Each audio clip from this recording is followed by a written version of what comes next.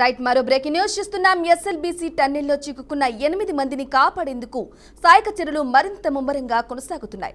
Army, navy, NDRF, Hydraa, Singareni, railway సహా 12 సంస్థలు సహాయక చర్యల్లో పాల్గొంటున్నారు. గ్యాస్, ప్లాస్మా కటింగ్ యంత్రాలతో టీబీఎం శిథిరాలను కటింగ్ చేస్తున్నారు. దశల వారీగా బృందాలు వెళ్తూ శిథిరాలను బయటకు తెస్తున్నారు. నిన్న లోపలికి వెళ్లిన 5 బృందాలు అక్కడ పేరుకున్న 6000 క్యూబిక్ మీటర్ల పూడికను తొలగించారు. విపత్తుల నిర్వహణ శాఖ ముఖ్య ప్రధాన కార్యదర్శి అరవింద్ కుమార్ నేతృత్వంలో సహాయక చర్యలను సమీక్షిస్తున్నారు.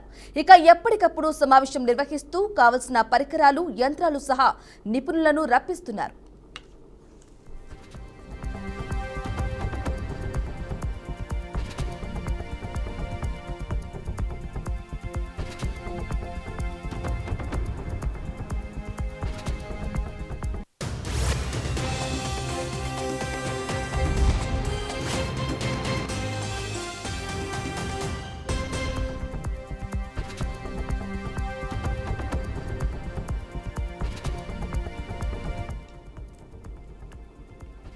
రైట్ బ్రేకింగ్ న్యూస్ చూస్తున్నాం. ఎస్ఎల్బీసీ టన్నెల్లో చిక్కుకున్న 8 మందిని కాపాడేందుకు సహాయక చర్యలు మరింత ముమ్మరంగా కొనసాగుతున్నాయి.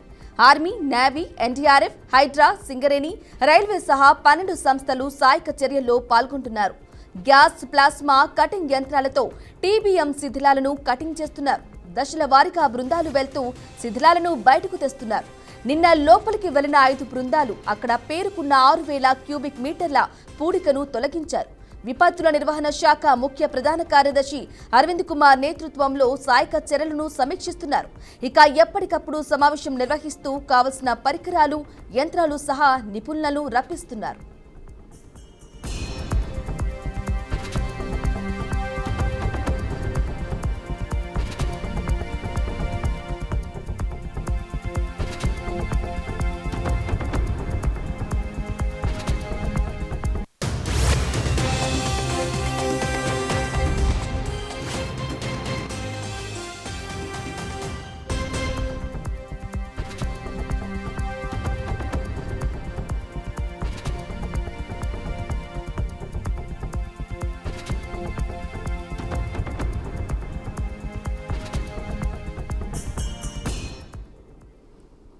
ఎస్ఎల్బీసీ టన్నెల్లో రెస్క్యూ ఆపరేషన్ వేగవంతమైంది. 7వ రోజు కొనసాగుతున్నాయి సహాయక చర్యలు.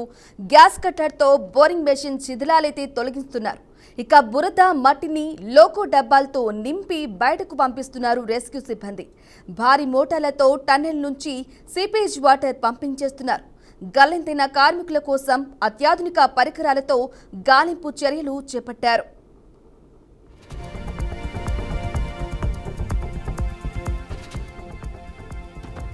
ఎస్ఎల్బీసీ టన్నెల్ వద్ద టెన్షన్ వాతావరణం నెలకొంది. ప్రమాదం జరిగి 5 రోజులు గడుస్తున్నా వారి జాడ ఇంకా దొరకలేదు.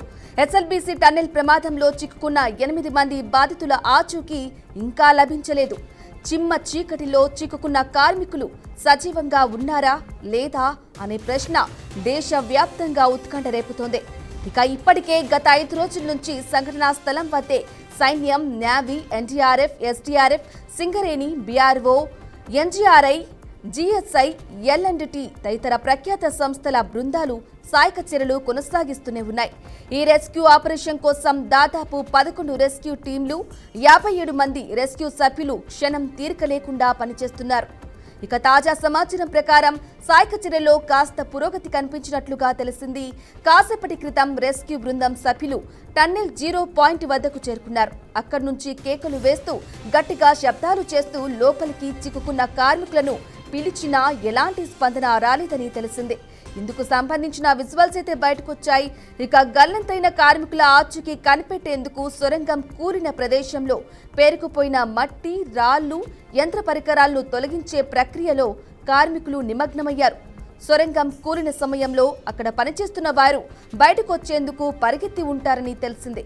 ఇక ఈ క్రమంలోనే శిథిరాలు వారిపై పడి ఉంటాయన్న అనుమానంతో తొలగింపు చర్యలు చేపట్టారు.